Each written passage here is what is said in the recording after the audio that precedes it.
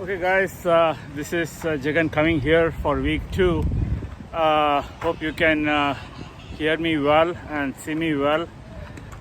Today we are going to talk a little bit about, last week we talked a little bit about walk and run, starting with a walk and slowly and having a small, maybe 15-20% of running, every few minutes. And then slowly increasing the percentage so that your body gets used to the running part, and you get used to the whole concept of walking and running, as and when you feel comfortable. So today we will talk about, in that 1, 2, 3 minutes of running that you do, how do you run, all right? And I think we touched last week a little bit about form, distance, and speed. Coming into running, I had heard about speed. For me, running was all about speed. And whenever said anyone ran a race, I would always ask, what is the distance? And so distance and speed, everyone understands very well. Form was something that I needed to understand, all right? And don't get me wrong, walking and running is something that you grow up with. You look at any kid in school, you look at any teenager, they don't need to be taught how to run. They run naturally. And if you see a kid running, he runs with abundance, with no care in the world, the legs kicking high, the arms swinging well, and he might be tired, but he's breathing hard and he's running, and there is a joy in his running, right, or his or her running. Now, as we grow older, and because we tend to sit a lot more, and because technology has given us so many other things to do, our muscles are not as good as they were when you were a kid or even as a teenager. And slowly when you start running, you have forgotten how to run.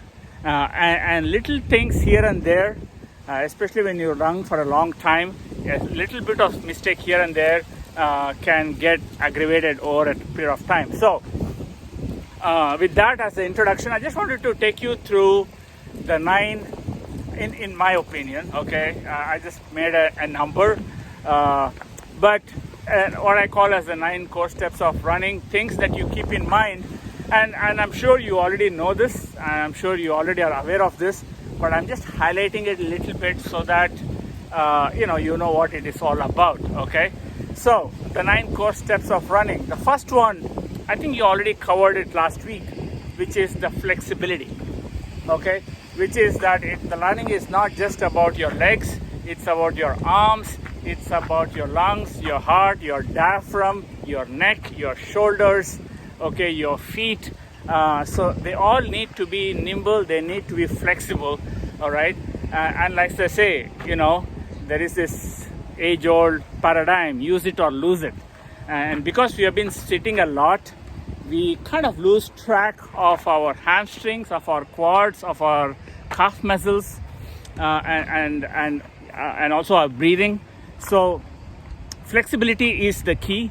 You would want to exercise every single day. That keeps your body in an equilibrium, at the even state. And before a run and after a run, okay, the pre-workout and the post-run cool down, those are equally important. And as I just wanted to bring it up once again, that is one of the key factors of running, and that is also one of the biggest benefits of running, because if you do that, there is no age limit to your running, okay? You can keep doing it, as long as you do all these things in place. So flexibility is number 1 core step of running, and I'm sure you're doing that already. The second core step of running, okay, is what we call as posture, all right? Posture, I know it's a very often repeated word, but that is very applicable here also. When you see somebody who is walking and who has a good posture, you will always make sure that his spine is erect, okay? It is straight. You run tall, so to speak, and that's a word in itself. Standing tall and running tall, all right? What you don't want to do is keep your spine too rigid. Don't seize or don't tighten your muscles in your back. Keep it straight, but keep it loose. Okay. The other thing you might want to do is, I see a lot. Initially, when I used to run straight, with my spine perpendicular to the ground. But as you start running, you want to make sure that, you are making use of gravity in a positive way. What I mean is that when you start running, you have a slight forward lean, not perpendicular to the ground. That means every single time your feet is having to not only push the body up, but also push it forward. But that forward motion, if you lean a little bit forward, okay, not too much that you fall down, not like a sprinter coming off the blocks, but a slight forward lean would help you. When your legs go up, you are moving forward, and the automatic body reaction is to get your foot out in order to stop your fall. So you're pretty much stopping yourself from falling every single time, so to speak.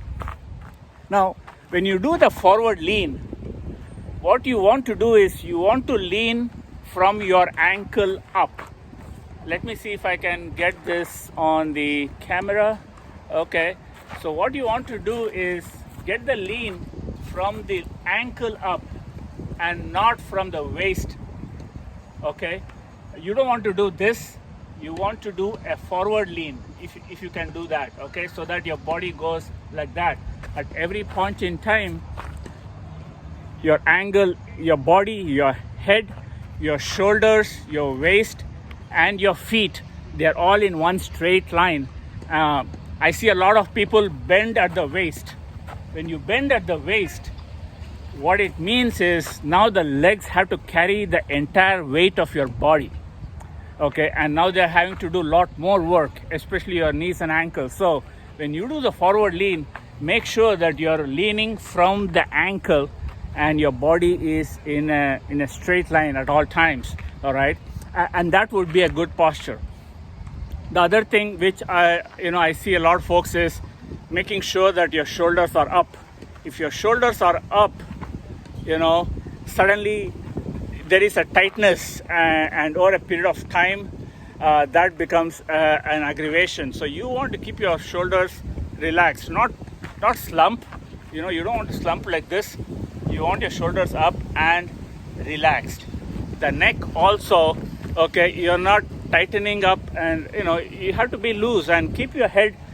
Take the scenery along with you, okay? And that's one of the fun things I like about running outside, is that you want to take the scenery outside. You want to keep your neck moving around and not keep it too rigid as you're walking. But in general, the focus is on using your skeleton, keeping it straight, but with a slight forward lean. Keep your shoulders, neck, and your tummy a little bit, not out there, but within yourself, so that the skeleton carries the weight of the body and not your legs. Okay, and we will come more to your upper lower body coordination as we go further. But good posture would be one of the key things, and this is some things that what you might want to do is get a significant other, your family, to somebody to video as you run, and see it in slow motion, and you will figure it out for yourself. How what your running posture is like. But this is really key. Okay. Now let's come to the third step, and the third core step is really key, and I think a lot of people would relate to this, and that is to do with your leg motion. Okay, how should I run? Okay, so one of the first things that you want to do is not to overstride. Now I'll try to bring the camera down so that you can see my feet up here, I guess.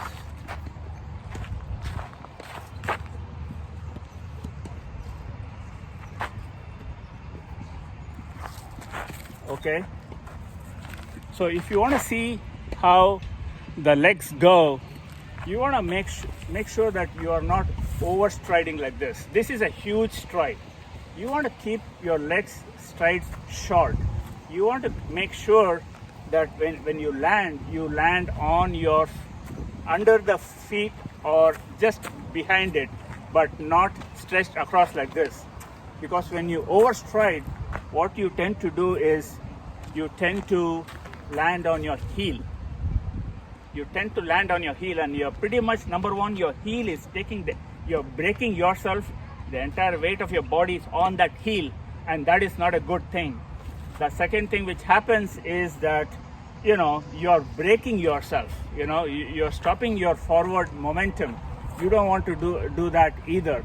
All right. The other thing which a lot of people do is, hey, I don't want my heel. I'll just run like a deer. I'll just run on the front of my foot.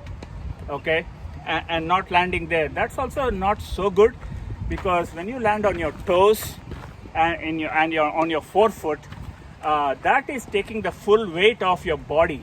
You can run, you'll have the springiness, but for long distance or a period of time, the body is taking the entire weight.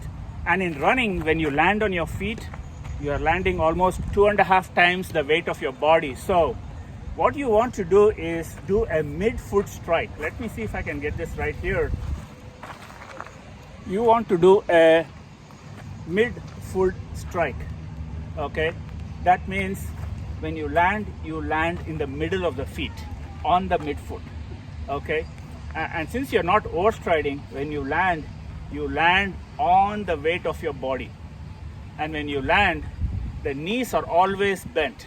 In walking, the knees can be straight because one foot is always carrying the weight, and so the other one can go like this. But in running, when both the feet are in the air, how you land matters. And when you land, you always land midfoot, weight of the body on the skeleton, on the leg, and the knee is always bent like this. And this gets low like this. So I'll try to show you some photographs of actual running. But what you want to do is do a midfoot strike, land under your body's weight, not forward. I know you see a lot of photos where, in a sprint, you see a big leg like this, but for long distance running, that's a big no-no. All right. And the third thing is you want the knees bent. The knees are always bent. When the knees are bent, they are not taking the weight of the body. The weight of the body is transferred up to your hips. And your pelvis and the hips is where the weight of the body is taken, never on the knees. Okay? So you want to make sure that your knees are not locked. If your knees are locked when you land, that is bad scene. You want the knees, even when you land like this, and the knees goes forward. There is no pressure on the knee. Okay, when you land on the left also, it goes forward. Your leg is always bent. All right. So that's what you might want to do. Okay. There was one more point I wanted to show. Oh yeah. And when you run, you're running very lightly. You have to tread very lightly. I know there is not a whole lot of sand, but if you can find a sand pit, and when you put your foot down and when you go across, there should hardly be an imprint on the sand. All right. So you might want to tread lightly. You know how, there are two types of dancers. When they dance on a wooden floor, if somebody is dancing in an apartment above you, some people's dance, you can really feel it. Okay. Because they go dub dub dub and the plaster falls from the ceiling. No, that's not what I'm talking about. You're not pussyfooting, but at the same time you're treading lightly on the ground and putting less pressure on your feet. You are almost gliding. It's almost like skiing or ice skating, where one leg goes forward of the other, but just enough for the foot to go across. But you're not lifting it like a sprinter up to your waist. So that way, you are gliding across the ground, and with minimal, you are not leaping into the air. And when you tread lightly, your feet will love you for it. You can go much further. And there is less friction. Okay, we will talk about cadence in a minute or two. All right, guys. So it is about leg motion. Once again, let me repeat: midfoot strike, knees bent, not to overstride, okay, keep it a bit shorter, all right, and to tread lightly. These are the 4 principles of the leg motion, okay. So the next one would be what I call as cadence, okay, and this is a very interesting concept. So I just told previously that, not to overstride, and you will see when somebody is walking and you tell them to walk faster, the first instinct is to have a longer stride, okay. When somebody is running and you tell them to run faster, the immediate instinct is to have longer strides, okay. And what I'm here to tell you is not to have longer strides, but to increase your cadence, the frequency in which your legs cross each other, okay. So instead of going longer strides, okay, you go quicker, shorter strides but quicker, and that's called cadence, okay. And if you're a cyclist, you would know this.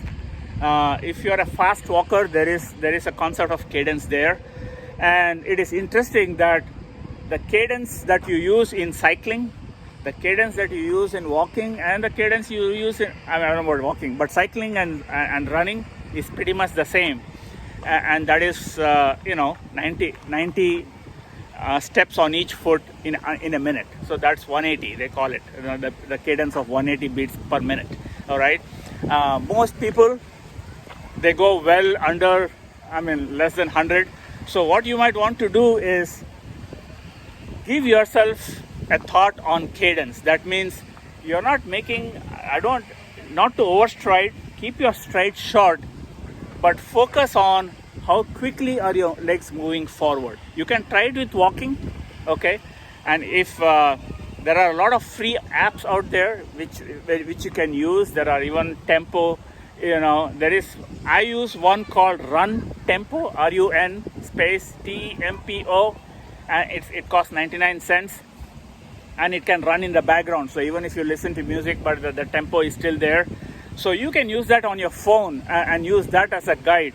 But what that will tell you is how, try it with walking first, and you will figure out that your tempo is you can pick it up, okay, and then you'll understand the concept much better. But the cadence is what is important. So whether you go, so how do you slow down? You keep the cadence same all the time.